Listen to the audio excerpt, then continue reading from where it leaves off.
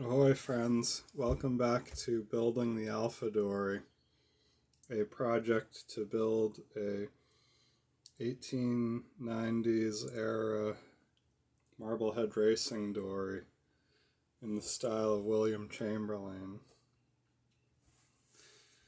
Today we're hoping to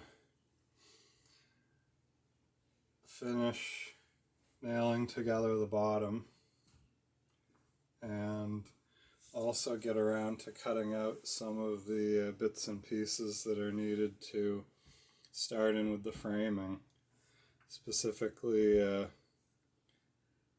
the stern knee, which holds the transom to the bottom. Anyhow, thanks for stopping by, and let's get out into the shop.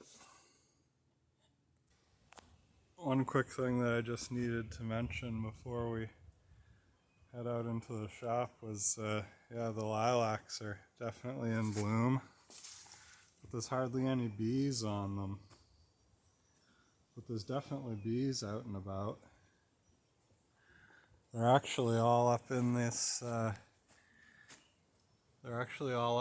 Maple tree, which is has these flowers that have come out on it. I don't know if you can see up there, but the air is absolutely thick with honeybees just teeming throughout the tree.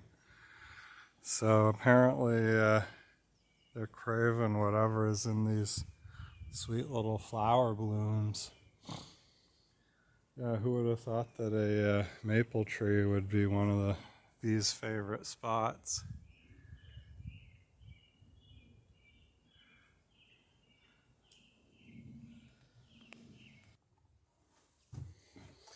Alright, so I'm trying to remember where we were at in the last video. I've kind of been working on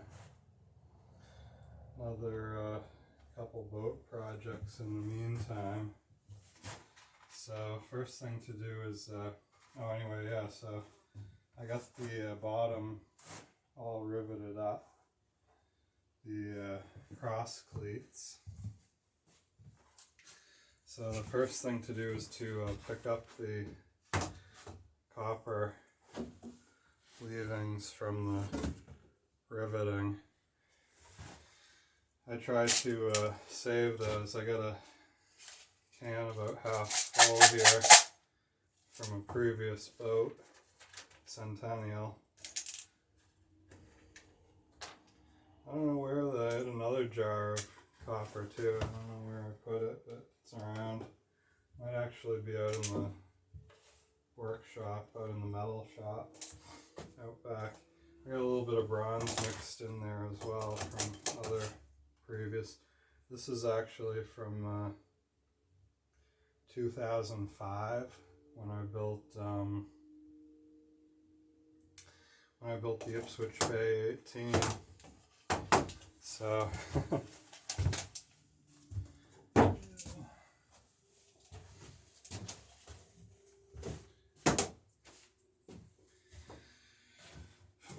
alright, so the next step in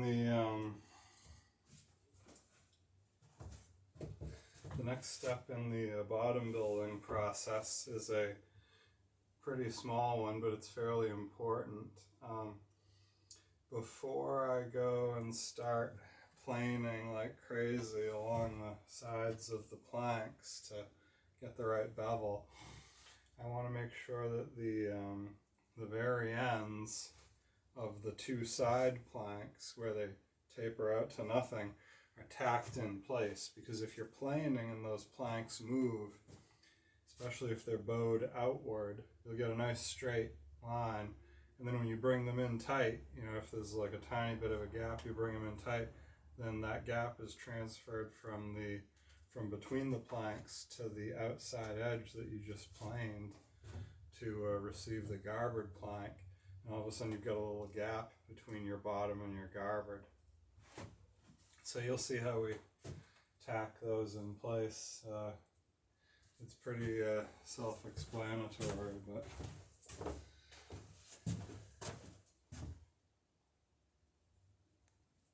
Okay, so here's one of those joints. This happens to be on the bow, and you can see how there's just a little bit of a spring to the plank there, and there's no rivet down through this last cleat here, too close to the edge, so no rivet in there holding this in. So what you want to do is put an edge nail in there to keep this plank in tight and keep it in position. So the first thing I'll go ahead and do is, I've seen copper nails used for this. You can take a copper nail and cut the head off and then drive it in with a nail punch, because you're going to have to plane this surface, so it needs to be set below the surface. I'm actually going to use a ring nail and leave the head on it, so it'll have a bit more holding power to really suck this plank in tight. So I want to make sure that these are set below where the plane's going to go. So I got to set it back enough where there's a little bit of meat to drill into. And then I'm going to I'm basically going to counterbore a hole the size of the head of that nail.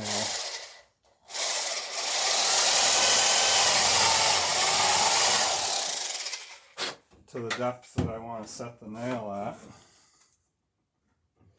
And then I'm going to drill a smaller hole for the nail itself. Oop, not plugged in. Drill a smaller hole for the nail itself to go in a little ways. And I won't even drill this full depth for the nail. I'm just going to go through this plank and into the next. Just get it started, because I don't want to, I want the, so I got a punch that'll fit in that hole, drive the nail home with. Now I gotta grab a hammer.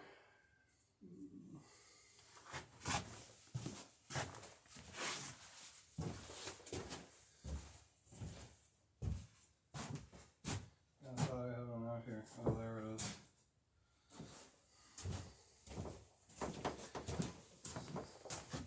I try not to take down another hammer if I got one out. I've got 4 or 5 of them hung up, because inevitably you end up taking them all down, and then you're like, where's my hammer? Looking for the hammer. So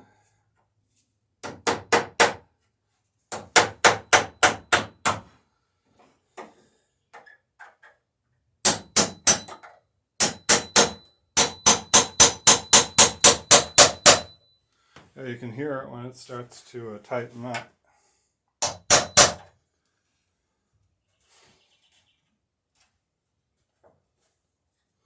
And you can see now that's not going to go anywhere. Get 1 or 2 more whacks just to be sure. That's got it. So yeah, now that plank, you can see that plank's not flexing anymore. It's not going to go anywhere.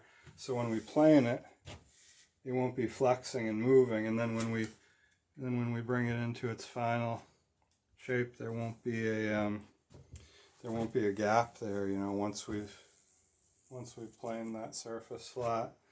And you'll see this little chip just came off. You want to be really careful with these edges, especially after you've finished planed it.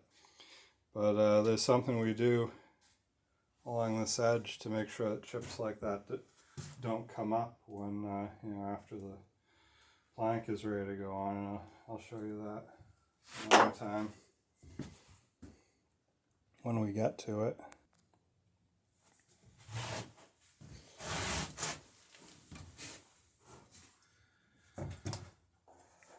Here we are back at the transom.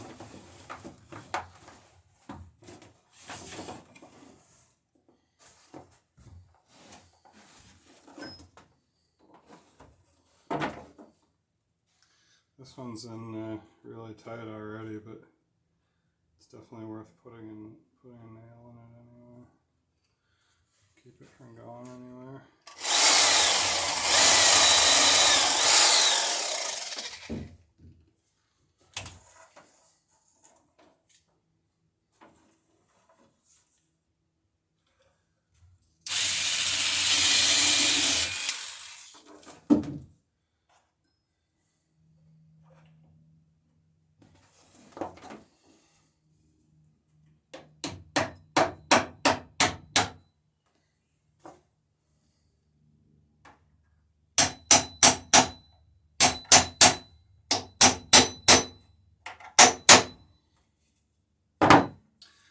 love these the sawhorses that I've got the bottom up on right now. They really work out well. Just the right height. The legs are 3 feet with a little bit of splay to them, so that works out that the horse is like 2 feet 10 inches. It's just a really good working height. And makes this bottom assembly a whole lot easier than trying to do it down on the strong back. I mean, you really can't do it on the strong back because the riveting, you need to get up underneath the boat, so you got to get it up in the air somehow anyway.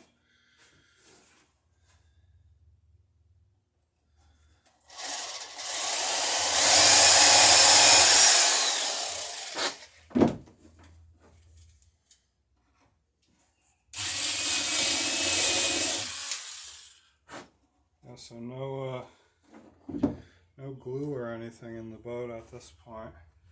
I'm going to try and glue together some of the top sides, like when we come to doing the rails, because there's quite a bit of pressure on the rails and whatnot from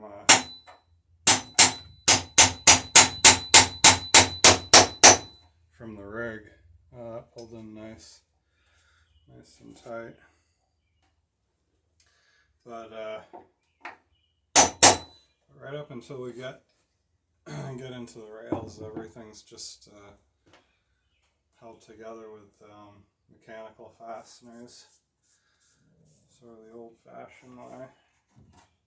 Yeah, so that looks good. Alright. On to whatever's next.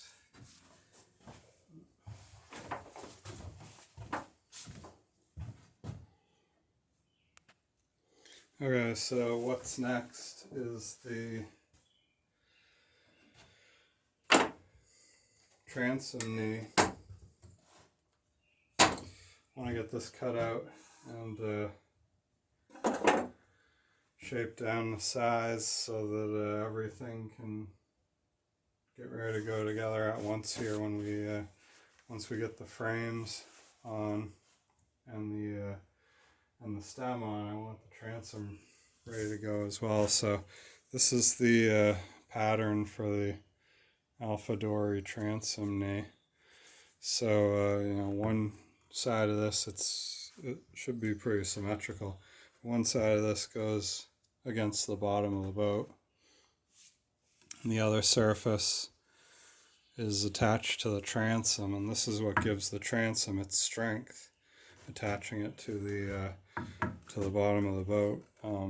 Before the planks get on anyway. The planks are what really hold the transom in place, but this adds a little bit of extra meat there. And so yeah, I've got the offcut from the stem, some more of that Granby oak, and so it's almost 3 inches thick, which is it's 2 3/4, which is way thicker than we need it. So what I'm trying to do is you can see there's a significant round to the tree here, and there's a little bit of looks like oak borer got in here.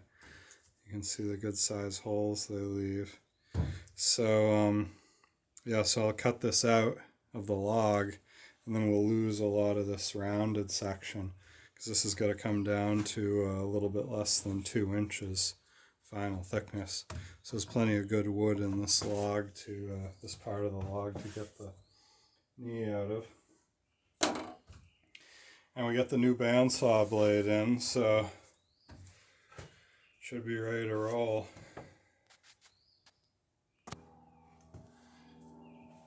Alright, so the first thing to do on the saw is to separate the part we want from the rest of the log, so it's of a manageable size.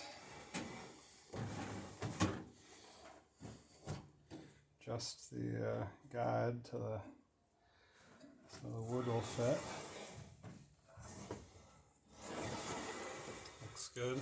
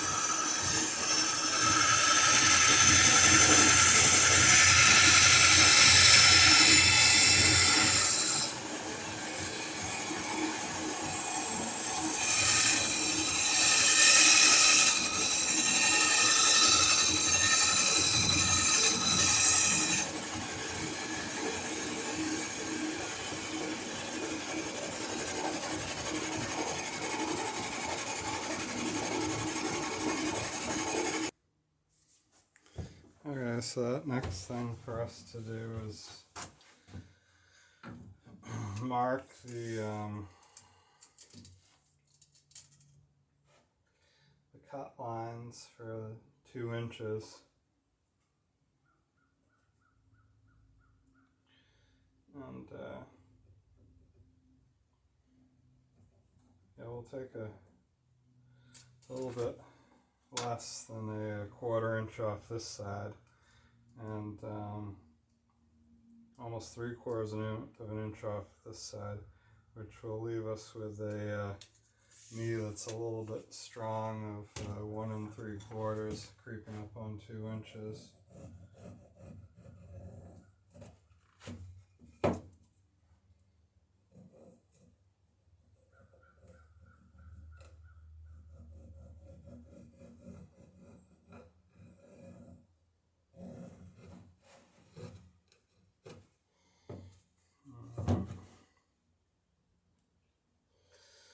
There's that one.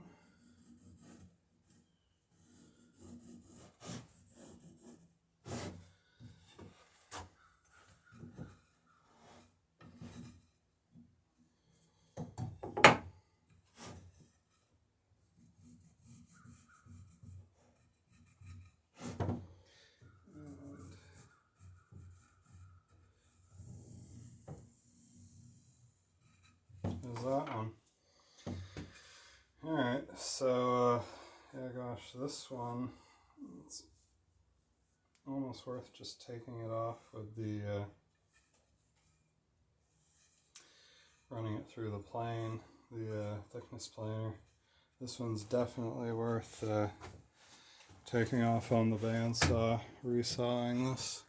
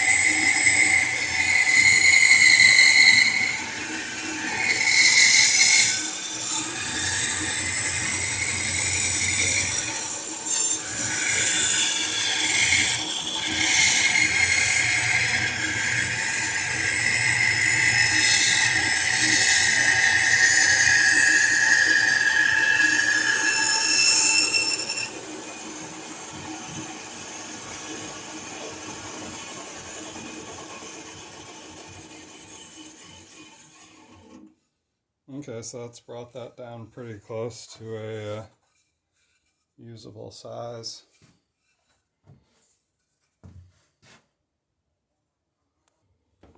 Well, I've got the bandsaw cleaned off and dusted up. I'm going to cut out a little thumb cleat for the workbench, another one for holding planks, holding work pieces while I'm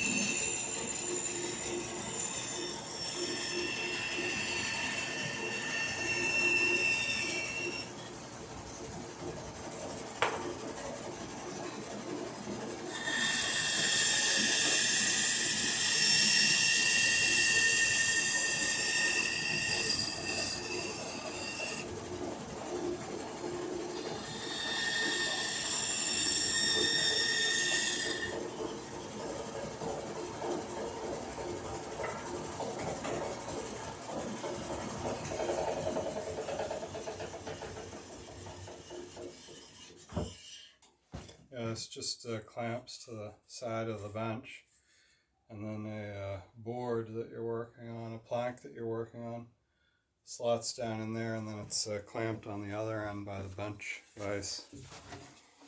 So yeah, it just basically supports one end of the plank while you're working on it.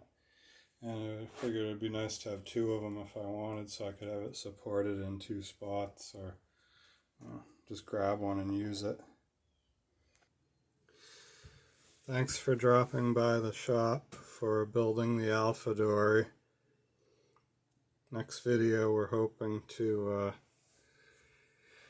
get out the frames and start cleaning up the frames and the cross cleats and the feet of the frames to prepare to install on the bottom of the boat.